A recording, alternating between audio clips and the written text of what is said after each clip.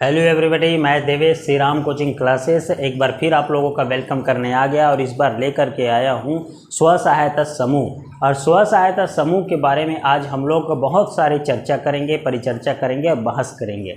ठीक है, स्व सहायता समूह के बारे में जानने का प्रयास करेंगे कि आखिरकार ये स्व सहायता समूह है क्या और स्व सहायता समूह का निर्माण होता कैसे है, ये आया कहाँ से है और कैसे आया, कब आया, क्यों आया। ठीक है, सब के बारे में बहस करेंगे अच्छे से। लेकिन इससे पहले याद रखना, वीडियो को पूरा वॉच करिए और जो सब्सक्राइब नहीं किए हैं उन लोग सब्सक्राइब कर लीजिए।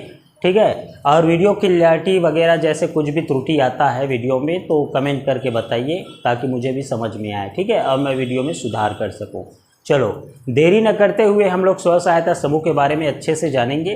ठीक है, चलो शुरू करते हैं। स्व सहायता समूह जो है, सबसे पहले ये जानने का प्रयास करेंगे कि स्व सहायता समूह एक नवीन अवधारणा है। क्या है? स्व सहायता समूह एक नवीन अवधारणा है और इसके प्रवर्तक जो है मोहम्मद यूनुस है ना। मोहम्मद यूनुस कौन है? तो स्व सहायता समूह के प्रवर्तक है। बहुत ही आईएमपी प्रश्न बन सकता है ये आईएमपी क्वेश्चन के स्व सहायता समूह के प्रवर्तक कौन हैं, तो याद रखेंगे मोहम्मद यूनुस जो है वो स्व सहायता समूह के प्रवर्तक हैं। और मोहम्मद यूनुस कहाँ के निवासी हैं? तो बांग्लादेश के हैं, बांग्लादेशी है मोहम्मद यूनुस, है ना। याद रखेंगे, ये भी पूछ सकता है कि मोहम्मद यूनुस कहाँ के रहने वाले हैं, तो बांग्लादेशी है। ठीक है, और मोहम्मद यूनुस को नोबेल पुरस्कार भी दिया जा चुका है, 2006 में दिया था। अरे प्रश्न ऐसा भी बन सकता है कि स्व सहायता समूह के प्रवर्तक मोहम्मद यूनुस को नोबेल प्राइज़ कब प्रदान किया गया था? 2006 में किया गया था। याद रहेगा ये बात, कब किया गया था? 2006 में किया गया था। एक बार और देखेंगे कि स्व सहायता समूह है क्या। तो स्व सहायता समूह एक नवीन अवधारणा है और इसके प्रवर्तक मोहम्मद यूनुस है, और जो कि बांग्लादेशी है मोहम्मद यूनुस। और मोहम्मद यूनुस को नोबेल प्राइज़ कब दिया गया था? 2006 में दिया गया था। ठीक है, आगे बढ़ेंगे तो देखेंगे कि अनौपचारिक रूप से इस संगठन का उद्देश्य यह है कि केंद्र वित्तीय संस्थाओं एवं जन के मध्य संपर्क कड़ी के तौर पर कार्य करना। आखिरकार समझ में आ ही रहा है धीरे धीरे बात कि स्व सहायता समूह क्या है। तो स्व सहायता समूह एक प्रकार का अनौपचारिक रूप से इस संगठन का कार्य क्या है,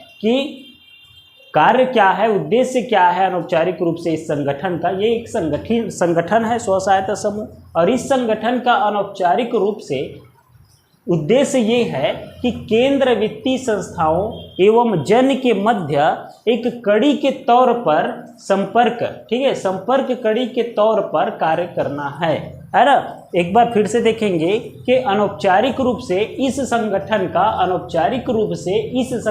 का उद्देश्य केंद्र वित्तीय संस्थाओं एवं जन के मध्य संपर्क कड़ी के तौर पर कार्य करना इसका उद्देश्य है। ठीक है, समझ में आया उद्देश्य क्या है? तो उद्देश्य ये है, शॉर्ट में भी याद रख सकते हैं कि केंद्र वित्तीय संस्थाओं एवं जन के मध्य संपर्क कड़ी के तौर पर कार्य करना स्व सहायता समूह का उद्देश्य है। ठीक है, बात करेंगे स्व सहायता समूह का शुरुआत कब हुआ था। तो स्व सहायता समूह की शुरुआत 1972 में हुआ था, और किसके द्वारा हुआ था? तो ईला रमेश भट्ट द्वारा हुआ था, है ना। स्व सहायता समूह की शुरुआत कब हुआ था? 1972 में, और किसके द्वारा हुआ था शुरुआत? तो ईला रमेश भट्ट के द्वारा स्व सहायता समूह का शुरुआत किया गया था। ठीक है, समझ में आया। फिर बात करेंगे परिभाषा। स्व सहायता समूह का परिभाषा क्या है? परिभाषा एक बार याद रख लेंगे, समझने का प्रयास करेंगे, फिर स्व सहायता समूह समझ में आ जाएगा पूरा आखिरकार ये है क्या, है ना। तो परिभाषा ये है कि स्व सहायता समूह का परिभाषा ये है कि एक ऐसा अनौपचारिक संगठन है। किसके बारे में बात कर रहे हैं? स्व सहायता समूह के बारे में। स्व सहायता समूह एक ऐसा अनौपचारिक संगठन है जिसमें समान आर्थिक स्थिति, ठीक है, ऐसा अनौपचारिक संगठन है स्व सहायता समूह जिसमें समान आर्थिक स्थिति, कोई अमीर है कोई गरीब है ऐसा नहीं है, सभी का समान आर्थिक स्थिति होना चाहिए। और समान आर्थिक स्थिति एवं तालमेल के साथ वो जितने भी सदस्य इसमें जुड़ रहे हैं उस सभी का तालमेल भी होना चाहिए, है ना। ऐसा नहीं कि कोई किसी से बोल नहीं रहा हो या बात नहीं करता हो या लड़ाई झगड़ा करता हो, ऐसा भी नहीं। जितने भी सदस्य हैं सबका तालमेल होना चाहिए और समान आर्थिक स्थिति होना चाहिए। और इतने के साथ आर्थिक स्थिति एवं तालमेल के साथ लगभग 10 से 20, है ना, 10 से 20 सदस्य आपसी सहयोग से जुड़ते हैं। इसमें क्या करते हैं कि समान आर्थिक स्थिति एवं तालमेल के साथ लगभग 10 से 20 सदस्य इस संगठन में जुड़ते हैं। ठीक है, समझ में आया। आपसी सहयोग से जुड़ते हैं इस संगठन में, और इस संगठन में सभी सदस्य एक दूसरे की सहायता करने का संकल्प लेते हैं। याद रखना, जो लगभग 10 से 20 सदस्य इस संगठन में जुड़ते हैं स्व सहायता समूह में, वे एक दूसरे का आपसी सहयोग करने का संकल्प भी लेते हैं, है ना। और यही स्व सहायता समूह कहलाता है ना। ध्यान देंगे, एक बार मैं फिर बता रहा हूँ इसको, है ना, कि एक ऐसा अनौपचारिक संगठन है स्व सहायता समूह जिसमें समान आर्थिक स्थिति एवं तालमेल के साथ, है ना, लगभग 10 से 20 सदस्य आपसी सहयोग से जुड़ते हैं एवं इस संगठन में सभी सदस्य एक दूसरे की सहायता करने का संकल्प लेते हैं, और यही स्व सहायता समूह कहलाता है। समझ में आया, है ना। फिर बात करेंगे स्व सहायता समूह के विशेषताएं क्या है, क्या क्या विशेषता है। ठीक है, चलो ध्यान देंगे। स्व सहायता समूह का जो विशेषता है उसको 7 बिंदु से पढ़ेंगे। 7 बिंदु में समझने का प्रयास करेंगे कि एक समान सामाजिक आर्थिक परिस्थिति वाली 10 से 15 गरीब महिलाओं का संगठन होना चाहिए। ठीक है, क्या है, स्व सहायता समूह में समान आर्थिक स्थिति वाली, है ना, एक समान सामाजिक आर्थिक स्थिति वाली जो गरीब महिलाओं का संगठन है, 10 से 15 गरीब महिलाओं का संगठन इसमें होता है।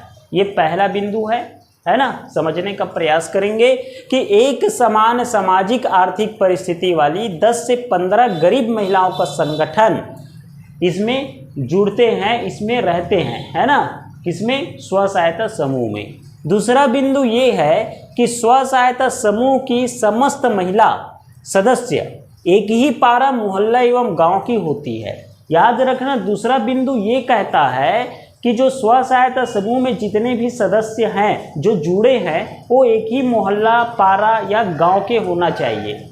ठीक है। तीसरा बात करेंगे, तीसरा बिंदु कि एक सचिव का चयन किया जाता है सदस्यों द्वारा, है ना। जो 10 से 15 सदस्य हैं और उन सदस्यों के द्वारा एक सचिव का चयन किया जाता है स्व सहायता समूह में। ठीक है। फिर बात करेंगे चौथा, समूह की सफलता हेतु सभी सदस्य नियम तय करते हैं। एक नियम तय करते हैं सभी सदस्य मिलकर, है ना, क्योंकि समूह को, जो स्व सहायता समूह है उसको सफल क्रियान्वयन करना है, सफल बनाना है, और सफल बनाने के लिए, उसके सफलता के लिए एक नियम तय करते हैं सभी सदस्य। ये चौथा बिंदु हो गया। और पांचवा बिंदु ये है कि समूह के नाम से एक बचत बैंक खाता नज़दीकी बैंक में खोला जाता है। समूह के, जो स्व सहायता समूह है, और उसके नाम पर एक बचत बैंक खाता खोला जाता है नज़दीकी बैंक में। एक खाता भी होना चाहिए समूह के नाम से। ठीक है। फिर बात करेंगे छठवां बिंदु कि समूह का दस्तावेजीकरण पुस्तक लेखन प्रशिक्षण पुस्तक संचालन द्वारा किया जाता है। इसका भी संचालन करते रहना है। दस्तावेजीकरण के लिए पुस्तक लेखन करना है, प्रशिक्षण पुस्तक संचालन द्वारा किया जाता है। ठीक है। एक दस्तावेजीकरण भी करना है। ठीक है, लिख करके रखना है।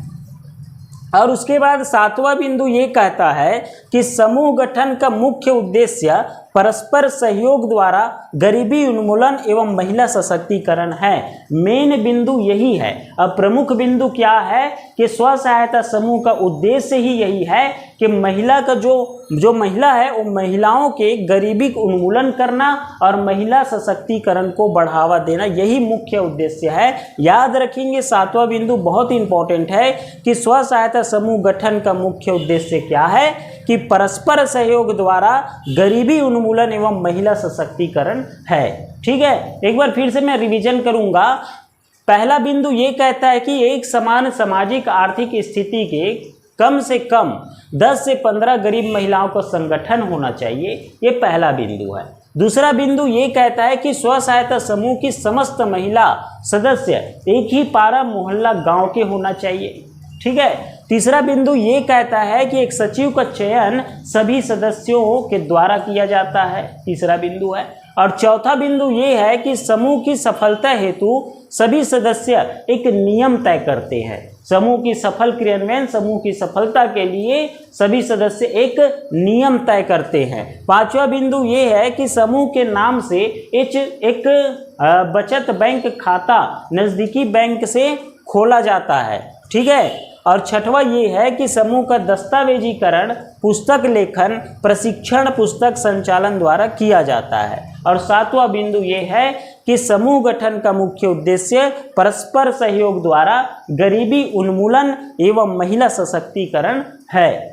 ठीक है, इतना समझ में आया? फिर आगे बात करेंगे। ठीक है, धीरे धीरे कर करके स्व सहायता समूह को समझेंगे और ये इसको 3 पार्ट बनाएंगे छोटा छोटा वीडियो के साथ। ठीक है, और तीनों पार्ट में पूरा समझ में आ जाएगा। ठीक है, आज के लिए इतना ही। थैंक यू, जय हिंद।